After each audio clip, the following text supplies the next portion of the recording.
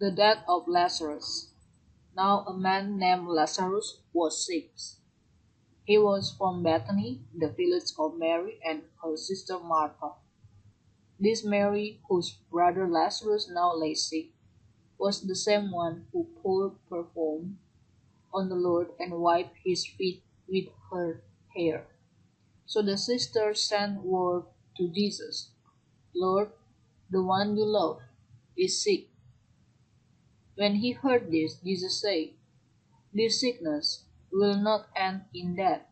No, it is for God's glory, so that God's Son may be glorified through it.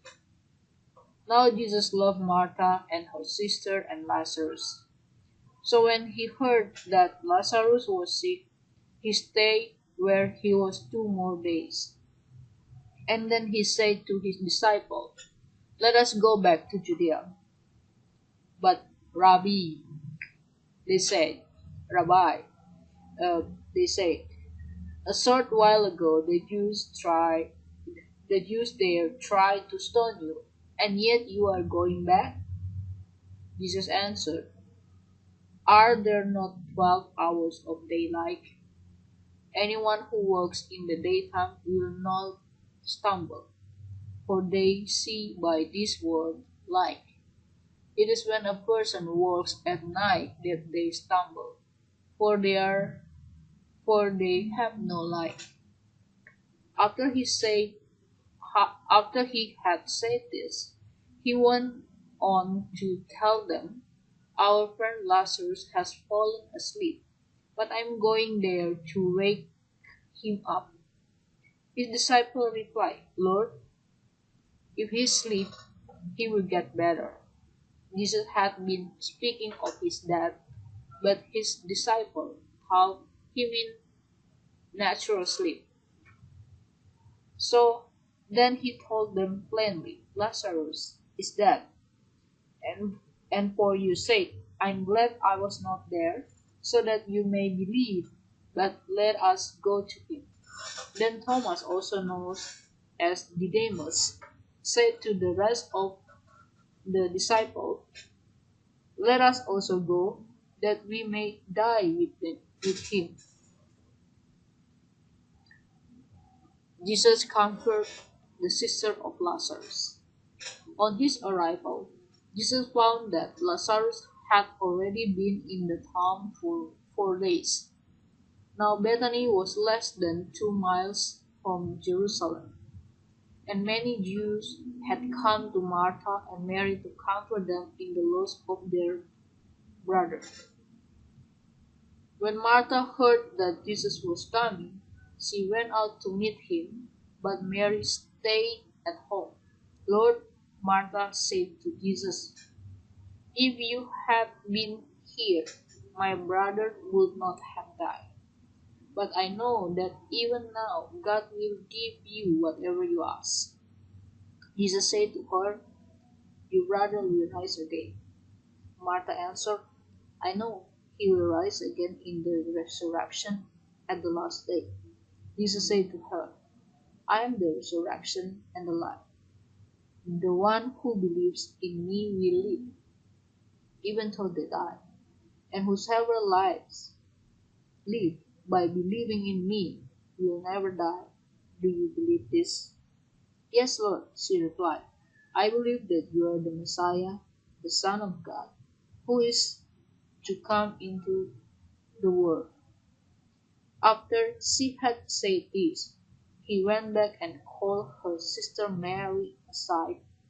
The teacher in here, she said, and is asking for you. When Mary heard this, she got up quickly and went to him. Now Jesus had not yet entered the village, but was still at the place where Martha had met him.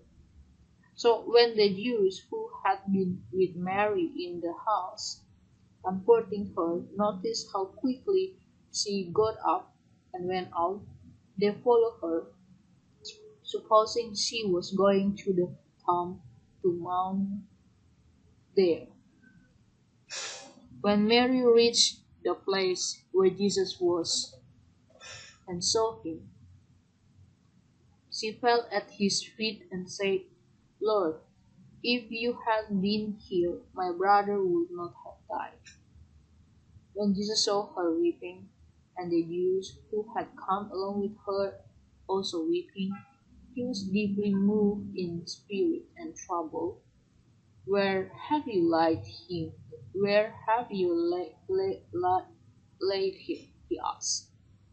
Laid him, Where have you laid him? He asked. Come and see, Lord, they replied. Jesus wept. Then the Jews say, See how he loved him. But some of them said, Could not he who opened the eyes of the blind man have kept this man from dying?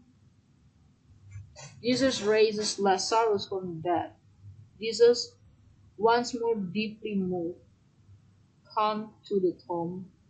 It was a cave with a stone laid across the entrance. Take away the stone, he said. But Lord, said Martha, the sister of the dead man, by this time there is a bad odor, for he has been there 4 days. Then Jesus said, Did I not tell you that if you believe you will see the glory of God? So they took away the stone. Then Jesus looked up and said, Father, I thank you that you have heard me. I knew that you always hear me, but I said this for the benefit of the people standing here, that they may believe that you sent me. When he had said this, Jesus called in a loud voice, Lazarus, came out. The dead man came out, his hand and rib wrapped with strip of linen and a cloth around his face. Jesus said to them, Take off the grave clothes and let him go. Therefore, many of you who had come to visit Mary and had seen what Jesus did believed in him.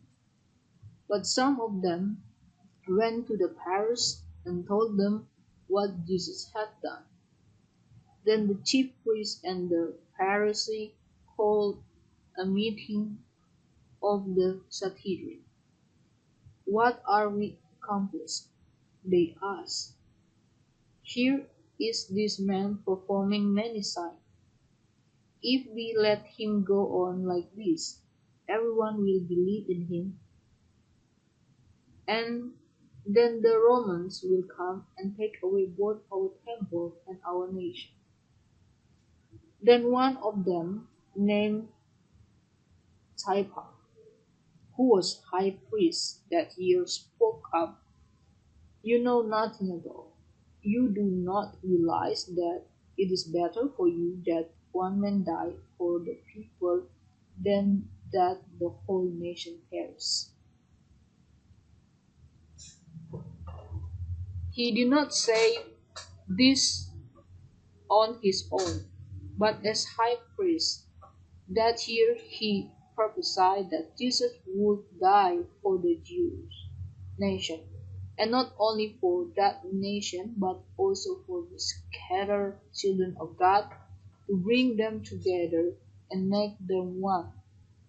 So from that day on, they plotted to take his life. Therefore, Jesus no longer moved about publicly among the people of Judea. Instead, he withdrew to a region near the wilderness, to a village called Ephraim, where he stayed with his disciples. When it was almost time for the Jews' Passover, many went up from the country to Jerusalem for the ceremonial cleansing before the Passover. They kept looking for Jesus, and as stood in the temple court, they asked one another, What do you think? Isn't he coming to the festival at all? But the chief priests and the Pharisees had given order that anyone who found out where Jesus was should report it so that they might arrest him.